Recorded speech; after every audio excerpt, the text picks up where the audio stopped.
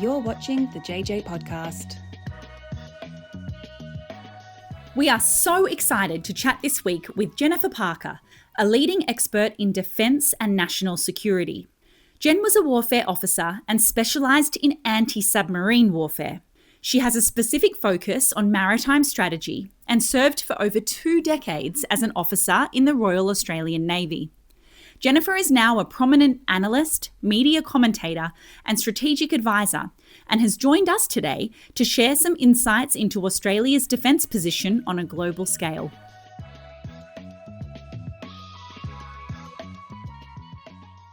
Well, Jennifer Parker, defence specialist, thank you so much for joining us today here in Canberra. I just wanted to set the scene of basically where Australia is regarding the geopolitical landscape. But we are often referred to as a maritime nation. Just explain to our listeners what exactly that means. Hey, thanks so much for having me on. And I'm glad you asked me a question about a maritime nation. I'll tell the story a little bit. So if your listeners have heard it, I'm sorry if they haven't heard it. It's kind of funny. I think I was on Channel 10 once last year, and I said, we're an island nation. And so there was an ABC show, can't remember it, don't watch it. But anyway, they made fun of me and they're like, oh, this expert needs to tell us we're an island nation. We get that. But the reason I often reiterate we're an island nation, we're a maritime nation is, yeah, we get it in terms of we think about beaches, we think about boating, things like that. But we don't think about our dependency on the maritime domain. And so the thing that makes Australia unique, yes, we're a continent, but we're also an island. We have the 3rd largest exclusive economic zone in the world. Like, our maritime domain is actually bigger than our land, which is bananas, right? Then when you think about our dependency on the maritime domain, almost everything we get, our imports and exports, all come on ships. Water. Right? All come through the water. And then when we start thinking about, okay, well, what are the critical elements that, in the event of a crisis, COVID pandemic, in the event of a conflict, what are the things that we would absolutely need to keep our economy functioning, to support our national security? You think about things like fuel, you think about the fertilizer that helps us grow our food. God forbid, in the event of a conflict, we think about ammunition. Even someone told me the little pills that you use to purify the water in your dam. Now, if you're a farmer and you know what they're called, I don't, I'm sorry. But all of these things that we're so dependent on all come through the maritime domain. And so what that means in terms of that dependency, if there is an interruption to the maritime domain, whether it's COVID, right, and ships aren't going through, whether it's Houthis attacking ships in the Red Sea and they have to go around the south of Africa, or whether it is a conflict or a military crisis that Australia is involved in, we are vulnerable to all of that disruption. And so when we think about ourselves as a maritime nation, we need to think about that dependency and that vulnerability. Absolutely. So how would you describe the current global geopolitical environment? And this is something, and the reason why I ask is this is something that I know that I was following quite closely throughout this year, pretty much since February, which we'll get to shortly. But how would you describe it? Because it does seem quite volatile at the moment. And both sides of government are telling us that, whether in the recent campaign, the left, the right, they're saying, oh, it's a complex time or it's the most challenging, unpredictable. Since World War II. People, I think, really go, she'll be right, mate. That's the attitude we have, So, yeah, what makes it so complex now? It is the attitude that we have. Now, that there is some polling from Lowy and USSC that says that attitude is slowly changing. But why is it so unstable? Look, there are a whole range of reasons. The first one that I think about when I think about instability or challenging strategic circumstances is the fact that countries are increasingly using military force to solve their problems and not turning to the multilateral system. So what do I mean by that? The UN is a lot less influential than it was in the 1990s at its peak. Now, again, as a medium power, we would love the UN to function, right? It doesn't. That doesn't mean it doesn't do some good things, but when it comes to security, it doesn't. In fact, the UN Security Council has also really ceased to function. If you want to look at examples to that, what's been the UN Security Council's response to Russia's illegal invasion of Ukraine? Nothing, because Russia is on the UN Security Council. What has been the UN Security Council's response to the big mess that's in the Middle East? Not much. Their response to the 4-day conflict between India and Pakistan, between Thailand and Cambodia, I can go on. And so I guess the point being that the multilateral system is breaking down. Now, we can talk about trade and all those other elements, but focusing purely on security. States are increasingly trying to solve their policy problems through military force, and I've given you some examples there. Those things are generating an unstable world. Now, what is making it more complicated for us is in our specific region, the Indo-Pacific, we have China, which is a very important economy, of course, a very important economic partner to us. They are rapidly building their military, and they're doing it in a way that isn't transparent. But more than that, they're doing it in a way where they are using their military aggressively. And we're seeing that in the South China Sea. Our Australian Defence Force pilots recently saw that the 19th of October when a maritime patrol aircraft was harassed, which is putting it lightly, by a Chinese fighter. We're seeing that around Taiwan. And we even saw that to a certain extent in our own backyard in February, March this year with the circumnavigation of Australia. And again, it was not the government.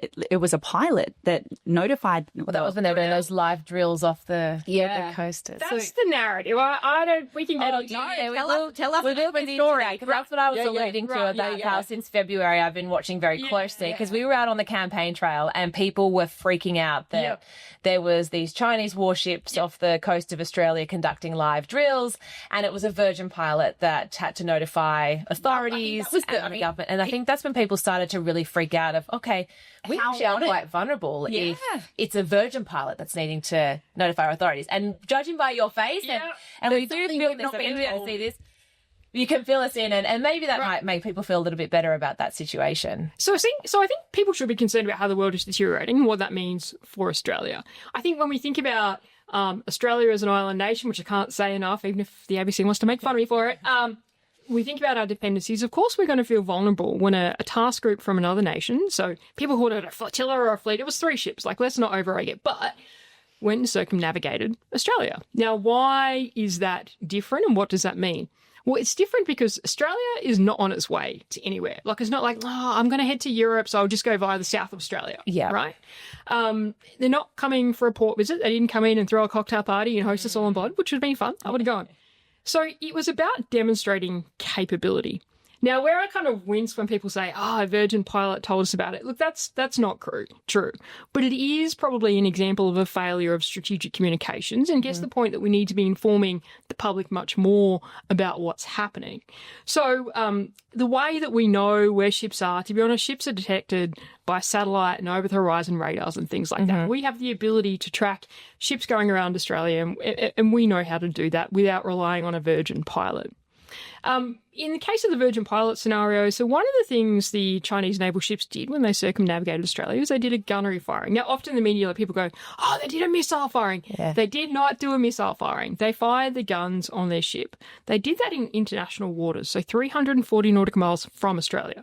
So when you think about Australian waters, this might be boring, but when you think about Australian waters are generally 12 nautical miles from the coast, which is territorial waters, so your laws apply there. You have some rights out to 200 nautical miles, your exclusive economic zone. They were well outside of that. Now, ships do gunnery firings all the time. Like, I've done a buttload. We do them all the time. What was different about this is they were too close to an airlane. So they did interrupt an airlane. 49 aircraft had to... And they would have known this. They should have known this. Okay. Right. So they should have known this because every ship carries a series of air charts which tells you where the air lanes are. Normally, when you do a gunnery firing, you would put yourself 10 nautical miles from an airlane. You would issue warnings. Now, they've sat right underneath an airlane, which has meant aircraft have had to be diverted. Now, were they unsafe in terms of the aircraft? No, but it's bad practice. So, my point being, government is right to represent about this. Were they threatening to Australia at that point? No. Should we be alert? 100%. This was a demonstration of capability, right? And we should be responding to this by thinking about our own capability. Should we be alarmed? No. Were they rehearsing attacks on Sydney, which I saw in the media? No. So I think that we need to really break that apart. But I guess the overall thing is the Australian population was concerned. And why were they concerned? Because they don't really understand what's happening. And that's why it's really on politicians, on government officials, on everybody to having this really open conversation about how is the world changing and how might that affect Australian security. Can I just get your opinion, though, on that situation with the Chinese warships? should we have done more in terms of our government? And I remember at the time people saying, oh, couldn't we have sent an aircraft out there? I thought maybe we didn't have one and that's why we didn't send something, but something else just to show China that, hey, we're not just a sitting duck. We're not just going to allow you to do those drills, even though it does sound like it was very far away. Should we have done more just to show them that we're not weak, just sitting here waiting for them to come and potentially invade or whatever it might be? You mentioned that word aggressive. Are they pushing to see how far? Should we have done something? So yes, they're pushing. We did have ships trailing them some of the way. We did send some aircraft out. Some people said you should have had ships with them the whole time. You should have sent aircraft the whole time. Yeah. Well, I actually don't agree with that because you know where they are based on satellite technology. The more ships you send out to trail them, the more aircraft you send out, the more you're actually using the operational availability of those ships and aircraft. And so one of the techniques that we see around Taiwan, so this is a completely different scenario, but when you flood an area with military assets and you respond by sending military assets, or a plane comes, you respond with a plane, you're actually reducing the operational availability of those planes and ships. Yep. So I actually don't think in that scenario we should have done more militarily, but where I think we should have done more is on the comm side of things. So I'll give you an example. When we have a bushfire, you see a man or a woman in a fire brigade uniform standing up, explaining what's happening. When we have a flood, you have a member of the SES in uniform explaining what's happening. The facts, not the politics, just the facts.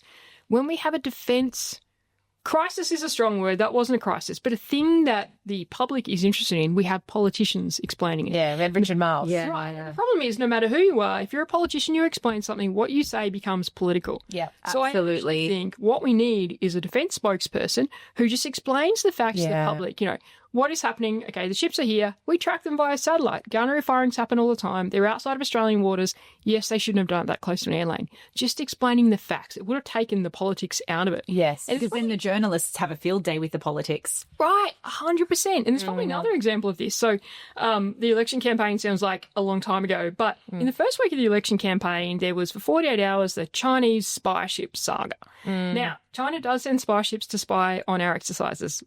Countries around the world send spy ships everywhere. But in the first week of our election campaign, there was a ship tracking to the south of Australia where it was like, this is a spy ship. It's tracking our submarine cables. It's going to target them. Now, anyone that knows anything about ships or how you track submarine cables could look at that and say, look, yes, they spy on us. No, that's not doing it. But because there was no explanation of the facts, people got really concerned again. And so I think the lessons from those two things is not we should send more aircraft or ships, although we need more of those things, but that we should explain to the public what's happening and get defence involved in that conversation. Well said. Just before we move on to the next point, you've mentioned the Indo-Pacific and obviously strategic or strategy needed within the area. With how aggressive China is and with what's happening on the geopolitical landscape at the moment, what do you think about things that Australia are putting in place that aren't seen as defence, like let's just say rugby league, the NRL, PNG?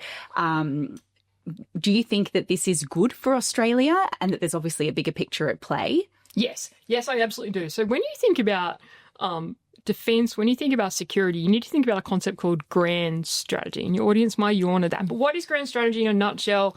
Right, it is using all elements of national power for a security outcome. So that's not just ships and that's not just planes. That is using your diplomacy, using your economic skills, using your sports diplomacy, all of those things to achieve a security outcome.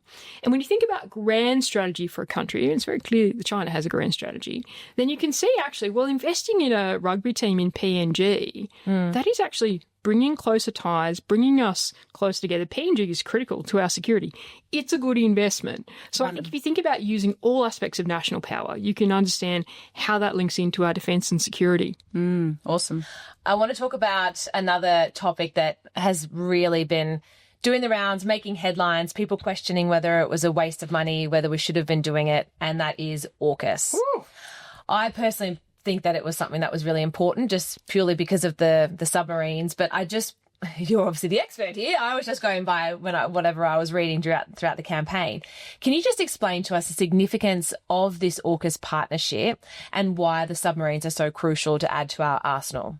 Yeah, I think this is a great question. AUKUS gets so much media and And with no disrespect to some of my great friends in the media, so much of the media around it is wrong. Now, there are good arguments for and against. Most of the arguments against aren't the good ones that are being put.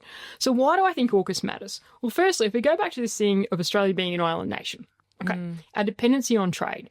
So to be able to protect Australia, it's not about protecting its territory. It's not about just getting missiles and drones, putting it around our territory and we're good to go. We're not, because if you intercept our fuel supply, our fertiliser, all those things I mentioned before, you can make Australia capitulate without stepping foot on Australia. This whole conversation is making me terrified. I'm like, people could cripple Australia really easily. Right. 100%, right? And if you think about Australia like this, It's so vulnerable. we are. When you think about Australia, so people say, oh, we're protected by our distance, but that's a double-edged sword. It's an Achilles heel. Like, if you think about Australia, this is gross, but think about Australia as like a living organism with our organs outside of our body. Our vulnerabilities are outside of our territory. That's our maritime vulnerabilities. Now, you can also argue now space and cyber as well, but we'll focus on maritime for this point. So if you think about, okay, well, we need to protect those, then nuclear-powered submarines, so submarines that can stay at sea longer, move faster, and not be detected as easily. And my background was hunting submarines. I was in anti-submarine warfare. It makes sense. Now, when you think about the size of our maritime domain, I mentioned it's bigger than our land domain, it takes a conventional submarine 9 days to sail from Perth to Sydney. 9 days, right? A nuclear-powered submarine, 4.5, but if you want to go fast, it's 3 or less. If you think about our maritime trade goes through key choke points through the Indonesian archipelago. To go from our main submarine base, HMAS Sterling, so just south of Freo, up to the Sunda Strait, so a key trade route for us, it's 9 days for a conventional submarine. Nuclear-powered submarine, it's 4.5, and to be honest, you can go a lot faster. It's probably 3 if you want to. And you're not exposing yourself to detection during that period because you're not having to come up to charge your batteries. So I think first, AUKUS starts with Australia's geography. Conventional submarines are always challenging for Australia's geography. Nuclear-powered submarines give us much more capability. And this is why this debate doesn't start in 2021. It actually starts in the 1960s, right? Now, what changes in 2021, though, and why we have an Australian government who's willing to support it and a US government who's willing to support it, is the China factor, right? And it is the fact that the region is becoming more unstable. Now, that doesn't mean that crisis or conflict is inevitable, but it does mean it's increasingly likely. And so a prudent country makes preparations. And in making preparations, you make yourself a hard target, then that's deterrence. And if a country decides to intercept your maritime trade or take action against you, then you can respond with nuclear-powered submarines. Now, we could be here all day and you would all be bored, but this is why it's critical to Australia's security, because we are a maritime nation. So when you mention these nuclear submarines, and you obviously know how much they can improve our speed and longevity and all that sort of thing. How, not even how many countries, but with countries using nuclear subs now, we obviously know that they're not dangerous. So was it, I don't want to get into net zero and energy and nuclear. That's not what we're here about today. But is it frustrating for you knowing that people are already using this technology, that we have a government that are telling us on one hand that nuclear is really, really dangerous, and on another hand, willing to put people in submarines? Look, I think that it is not great to conflate the two debates. I think nuclear energy and nuclear-powered submarines are two different things, but I do think that if you're going to be so critical of safety with nuclear energy, then it does back there's a hypocrisy there, for sure. Nuclear-powered submarines. Now, of course, there aren't dangers with operating these things, but this is why you have so many safety regulations, you put so much effort in place, and this is why actually, when it comes to nuclear-powered submarines, really, they have been one of the more safe submarines that have been operated because there is such a focus on safety. One of the challenges, though, not having a civil nuclear industry is that we don't have the skill sets. So we need to grow a nuclear industry to support these submarines, where it would be easier to grow if we had a civil nuclear industry. Now, defence spending is obviously something that the US has been calling for Australia to lift. Now, I know it's currently right now just over 2% GDP, and the government have said they're going to increase it to between 2.3 and 2.4%. How do you explain defence spending to someone? I mean, we've already spoken quite extensively about why it's so important to protect us, but for people that feel as though money should be spent elsewhere, or do you think it's more we stop saying we need to spend a certain percentage of GDP, but instead say, there's another way of investing appropriately. So remove that number, or is that an important aspect? Yeah, look, there's lots of minefields in this conversation around defence spending. And often you get we should be spending more on hospitals and education. And that is all true. But we need to think about it this way. If you don't have security, you don't have those other things. Now, I know that we have challenges in Australia. We have all sorts of challenges, but we are, in fact, a lucky country. We have greater access to healthcare, greater access to education, a whole range of things that most countries in the world, the 194 countries in the world, don't have. We also have, depending on the kind of the year and the quarter, either the 13th or the 15th largest economy in the world. We can afford to protect our society. Now, when we protect our society, that means investing in national security, and a subset of that is defence spending. If you don't have the ability to protect your society in an unstable world, then you're not going to have your healthcare, your education, etc. So this is the basic foundation investment of a nation. Now, when we think about defence spending, we currently spend about 2% of the economy. So we say GDP, 2% of the economy on defence. Now, people think that that's extreme or that's historic. During World War II, 1942, 1941, we were at like 31, 34% of the economy. Now, that's extreme. Yeah. That's extreme, and it's unfair to compare to that. But when we think about the Cold War, we spent 2.7% of the economy on defence, so more than we do now, although we're saying our strategic situation is worse. In the 50s, we spent above 3% of our economy on defence. So when we say we're at historic spending, in terms of dollar amounts, yeah, because we have inflation. Yeah. But when you think about the percentage of our economy and how we're prioritising it, we're not at historic levels. So how does that actually translate? Well, that translates into the fact that there are a bunch of capabilities that we don't have that we need to protect us. So we talk about our dependence on maritime trade. We're investing in ships and submarines. Our mine warfare capability, our ability to detect mines around our harbours is pretty much obsolete now. Yeah. Wow, pretty much. Now, there's exceptions to that, but pretty much. Our ability to, so if you look at the conflict between Russia and Ukraine, look at the conflict between Israel and Iran, we see that missile warfare and drone warfare is critical to those conflicts. Now, we're a little bit less exposed because of our geography, but we are still vulnerable in certain areas. Yet our ability to intercept missiles and drones, again, is non-existent, would be going too far, but we wouldn't be lasting for 12 days, let's put it that way. So there are these gaps in our capabilities that we need to invest in. And so that's why we need to increase defence spending. And whether it's 3% or 3.5%, it really depends on how much these things cost. But it certainly isn't 2%, and it's certainly not 2.3%. So by not increasing defence spending, we are not responding to our changing circumstances, and we are vulnerable, whether that's vulnerable to missiles, vulnerable to mines, a whole range of things. Have we just been really complacent over the past few decades? Because the fact that we can't defend ourselves and we're lacking in really critical pieces of machinery or drones or whatever it might be, outside of the AUKUS deal with the submarines, it really feels as though we have hardly anything. And there were lots of jokes around, send out a fighter plane over the Chinese. There won't be any because we don't have any. That sort of narrative. Is it just because we've had decades where we've been complacent, knowing that we've had the US as an ally and we can always rely on them? Is that how we've gotten ourselves into this situation, or it's just decades of underspending? She'll be right, mate, again. Yeah. How have we gotten to this point? I think it's actually a confluence of factors. I think, one, governments always have to weigh up risk, right? And so in the early to late 90s to the early 2000s, there wasn't a risk of a major conflict in our region. 90s we'll focus on peacekeeping. Early 2000s we're focused on the global war on terror. We're not focused on the risk to Australia as a homeland, right? So that changes what you need to invest in defence, and you can accept a certain degree of risk. What happens, though, is as the world starts changing around 2014, 15, China starts building islands in South China Sea, militarising them, putting missiles on them, putting radars.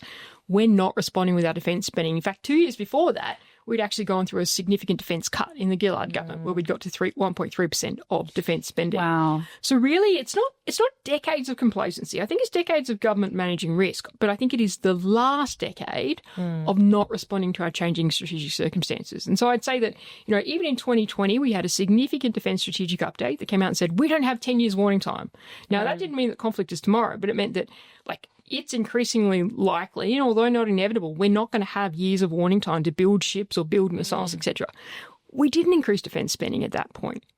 So we are still on kind of the same defence spending trajectory that we had agreed in the 2016 white paper, with a slight change that the current government put in last year, but certainly not enough to, one, rebuild our forces because our ships and submarines are old and we should have made decisions 10 years ago that we didn't make. And then two, get the new capabilities we need because warfare is changing when we think about missiles and drones. So I'd say government has managed risk for decades. 10 years, we really haven't responded and we have been a little bit complacent. And we do need to address this now. You've mentioned missiles and, physical warfare. What about cyber warfare? We've just discussed GDP spending. What about investing in strategy and investing in technology, investing in AI, investing in, I don't know, whatever is in the defence space in terms of, technological superiority? Are we doing enough? Look, the question, are we doing enough? I mean, we're never doing enough, right? The world is rapidly changing. I think in the cyberspace, we have done a bit. Now, in the public domain, it's really hard to work out, right? Because this is all classified and all that sort of stuff. Yeah. We're not supposed to know about it by its very definition. Exactly. So. But what I would say is we're fairly well regarded in that space. And in 2022, there was a government announcement that nobody really understood, and it was called Red Spice. What was Red Spice? Well, Red Spice was about investing in the Australian Signals Directorate for what we can only assume was enhanced cyber capability. And I think the public domain, they said that was about $10 billion or something like that. I do think in the cyber warfare space, it's hard to say, we're certainly not world leading, but we have been investing a bit more. Okay. Where we haven't, though, is actually in space. Yeah, right. I mean, I'm not a space expert, but every space expert will tell you that Australia's geography means that we should be a key player in space, right? A key player because of our geography. Now, space is critical to our economy. Space is critical to our defence. We talk about long-range strike. We can't do long-range strike without space. These days, it's hard to operate a warship or a plane without space. You have that dependency. But yet our space investment means it's so limited, which means that we are so reliant on the US or civilian space companies like Starlink to support us, which becomes a problem. I mean, all you need to do is look at Russia and Ukraine conflict. You know, Ukraine went to attack a Russian base in Crimea during in the Black Sea during this conflict, and at one point Starlink was turned off and they lost their uncrewed surface vessels. Oh, wow. Right? So actually it's in space, that sounds terrible, right? No. Someone's going to tease me for that. But we should be investing much more in having our own resilient satellite capability where we can support. Space is one thing we didn't write down. Space, yeah. It's going to become a trend. Hashtag space. To support our economy and support our defence. So that's an area where we need to rapidly invest in. And that would probably be my number 2 priority for defence investment.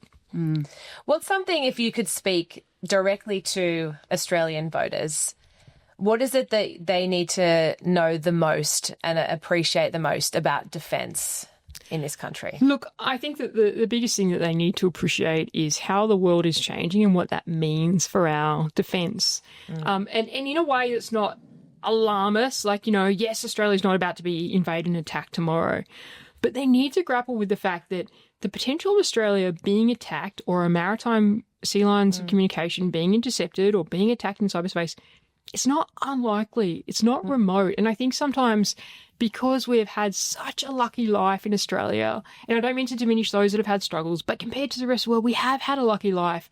We've forgotten about the trials and tribulations of World War II. We've forgotten about the bombing of Darwin, the bombing of Catherine, the attacks on Sydney Harbour from submarines. You know, last week was the 84-year commemoration of the loss of HMAS Sydney.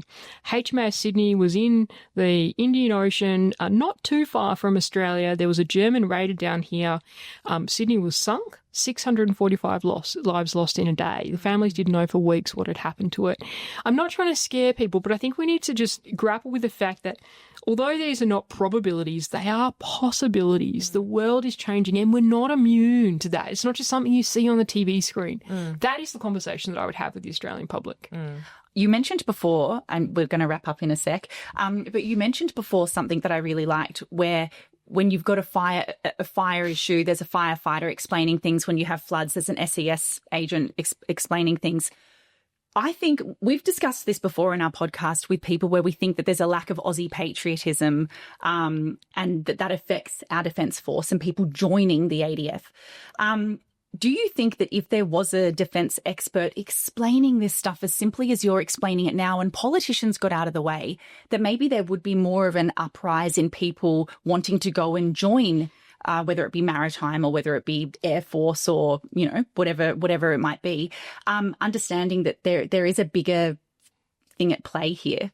Rather than politicians. Like I know when you've got the extreme left, like let's say the Greens, they're out there saying net zero is the priority because if we don't have a land, we've got nothing to defend. And so then that becomes the priority because it's political. So, just do you think? I do think that every woman and man that serves in uniform is incredibly patriotic and they do a lot for their country. And I also don't think, people say we have a defence recruiting crisis. I actually don't think that's true, but we don't have an hour to get into that. What I do think, though, is you're right in terms of we need to create more of a linkage between defence and the community. It's not just a thing that they reflect on Anzac Day or on Remembrance Day. It is a genuine linkage. Now, there are some communities that have a high defence presence, so they have that naturally. For those communities that don't, though, and the public that don't, how do we do that? We do that by having defence explaining what is happening in the world. And not in a way, one of the great things about our country that makes us stable is the Defence Force is very much subordinate to the government. That's great. That's why we are not a dictatorship. But having a relationship where you have trusted defence people standing up and saying, this is what those Chinese warships are doing. Now, not criticising the country China or getting into the stabilisation narrative, any of the politics, just saying this is what they're doing. Yes, we know where they are. Yes, they're doing a demonstration. Yes, warships do gunnery firings all the time. No, they shouldn't have done it that close. I think that would be helpful in guiding the community along this journey because on the one hand, we need to avoid extreme alarmism, right? So extreme alarmism is the whole, we should stop trading with China tomorrow. We should kick out the ambassador. And that's extreme alarmism. No, because they're an important country and we need to have a relationship. Yeah, absolutely. On the other hand, we need to avoid this, well, it doesn't really matter. Nothing's going to threaten Australia because that's just not true. I mean, we had Mike Burgess, the head of ASIO, 2 weeks ago, give a talk at Lowy where he said, Chinese government-linked organisations are undertaking cyber attacks, right? So we need to have a conversation that is in the middle of this. Yes. Now, by the way, it's not just Chinese government organisations that undertake cyber attacks. Lots of countries do it around the world, right? But we need to be able to have this conversation that is based on fact about how the world is changing, how that impacts us, and take all the extremism out of it. One way to do that is by having uniformed members explaining facts, just like we do in a bushfire, just like we do in a flood. Yeah. So, Jennifer, you were just talking about the recruitment with the Defence Force, and I've spoken a few times about how I thought that we were about 5,000 short of where we should be, and that's why we're doing that deal with PNG to get 10,000 of their soldiers to come and join our Defence Force. And I sort of was linking that back to perhaps people weren't proud of our country and that's why they didn't want to defend it. The patriotism thing. So what is happening in the defence recruitment if we're not struggling? You'll see a news article almost once a week that says we are struggling, right? People say recruitment or retention. People don't want to join. People don't want to stay. Those aren't really the facts. Mm-hmm. So it is true to say that the Defence Force is, I'm not sure where it is right now, but a couple of thousand at least below its growth trajectory. Now, there's a couple of reasons for that. One, in 2022, there was a workforce growth announcement. There was an ambitious growth, growing by 18,500 by 2040. That was always going to be a steep curve. We're probably never going to hit that for the first couple of years. The second element, though, is that whilst we're getting defence applications, so in June this year, the department released, I think it was June, that they'd had about 75,000 applications to join defence in the last 12 months. You only need to get about 7,000 through the door annually-ish. Now, I might get those figures wrong. If you work in defence person, I got those figures wrong. Sorry. But we're talking orders of magnitude.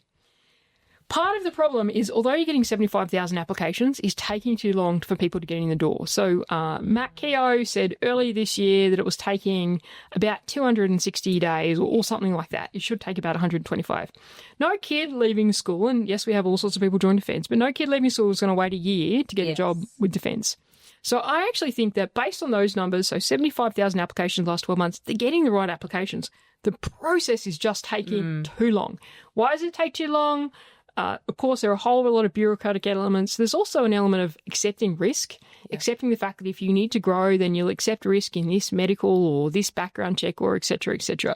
That's probably going into too many details. But I think the point is we're actually getting a lot of applications in defence. Yeah. Our process for getting in the door is a problem. And so I think people think we're not getting enough people in the door. Young Australians aren't proud of Australia. They don't want to join. Yes, we have a need to have a conversation around narrative and purpose and all those sort of things and how lucky we are as a country. But actually, in terms of numbers, we are getting enough people who want to join. The PNG thing, it was often represented as, we want to recruit from the Pacific to fill our gaps. That's actually not true. Okay. It's actually about how do we generate two countries that are closer to each other, that are more interoperable. Yeah, it was more strategic. Work together. It's more strategic because if you look at World War I, if you look at World War II, PNG is critical to Australia's security, and so we need to have that close relationship. So I think that it's wrong to say that young Australians don't want to join the Defence Force. Of course, we need to look at young Australians from all parts of society and making sure that they are feeling welcome and encouraged to join the Defence Force. But on pure number of applications, they're actually getting enough. They need to sort out their processes to get them through the door quicker, which means accepting more risk. Well, Jennifer, thank you so much for your time. We really, really appreciate it. It was incredibly insightful. I feel like I need to listen to it a few times over to absorb all the information. Yeah, thank you. Thanks so much for having me. Thank you for listening to the JJ podcast.